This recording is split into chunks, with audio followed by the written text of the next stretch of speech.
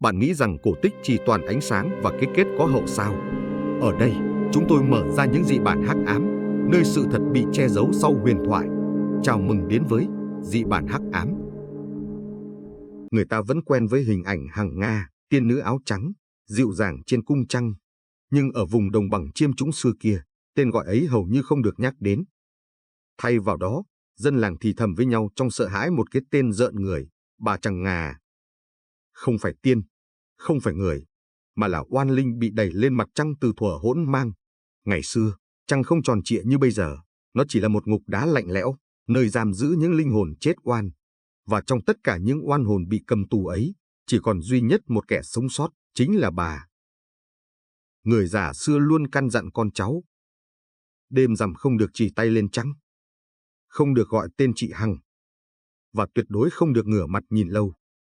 Bởi vì, một khi làm vậy, tức là đã gọi thẳng vào gương mặt của bà Trăng Ngà, và bà sẽ nhớ tên, nhớ mặt, rồi tìm cách gọi hồn. Trong những ngày lễ lớn như rằm tháng 8 hay rằm tháng Giêng, nhà nào có trẻ con thì càng phải cẩn trọng. Người lớn canh chừng suốt đêm, không để con trẻ ngước nhìn ánh trăng. Một số gia đình còn bày đủ cách để xua tà. Treo bọc muối với tỏi trước cửa, đặt dao phay úp dưới gối, hoặc bôi bồ hóng lên trán trẻ con, để bà không nhận mặt. Tất cả những nghi thức ấy chỉ để ngăn chặn một điều, sự trở lại của oan hồn.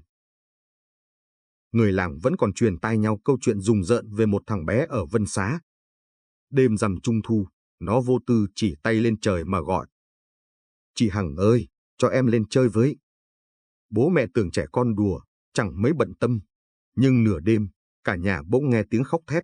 Thằng bé run cầm cập, mắt trợn trừng, trán rớm máu như có móng tay sắc cào qua da thịt. Nó lắp bắp: "Có người, đứng trên trăng, tóc dài, mắt đen, gọi con đi." 3 hôm sau, nó sốt mê man. Đêm nào cũng nhìn ra cửa, miệng thì thào một câu khiến ai nghe cũng lạnh sống lưng: "Cửa mở rồi, bà ấy đang xuống." Từ xưa đến nay, người ta vẫn tin rằng, mỗi khi huyết nguyệt xuất hiện, ánh trăng đỏ rực không phải hiện tượng khí tượng. Đó là máu của người chết phản chiếu trên cung quỷ. Trong những đêm ấy, cả làng ngập trong nỗi sợ. Chó tru vang dậy từng hồi. Gió rít qua mái tranh, kéo theo hơi lạnh lạ lùng. Người ta đóng chặt cửa, không ai dám soi gương, cũng không dám để trẻ con gần cửa sổ. Bởi họ tin rằng, bà Trăng Ngà đang đi tìm kẻ thế thân.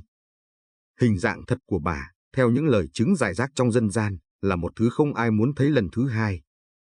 Mái tóc dài bết, xõa phủ kín gương mặt. Đôi mắt đen sâu hoắm, không có tròng trắng, nhìn thẳng vào ai thì kẻ ấy lạnh buốt đến tận xương tủy. Môi lệch sang một bên, để lộ hàm răng nhuốm đỏ như vừa ngậm máu. Và chiếc áo trắng nhuốm bụi tro, với mùi tanh hôi của tử thi. Có người từng nhìn thấy bóng bà trong đáy giếng cạn hay mặt chum nước. Con gái ông lão họ Đỗ, khi vô tình thấy bóng đó, hét lên một tiếng, rồi mất tiếng vĩnh viễn. Cả đời chỉ còn ánh mắt kinh hoàng, cho đến lúc nhắm mắt cũng không nói thêm được lời nào. Người ta truyền rằng, nếu một đứa trẻ lỡ gọi tên bà dưới ánh trăng, bà sẽ không đáp lại bằng tiếng nói. Thay vào đó, bà sẽ bước vào giấc mơ, để lại tiếng móng tay cào trên vách gỗ, hay một luồng hơi lạnh phả sát bên cổ.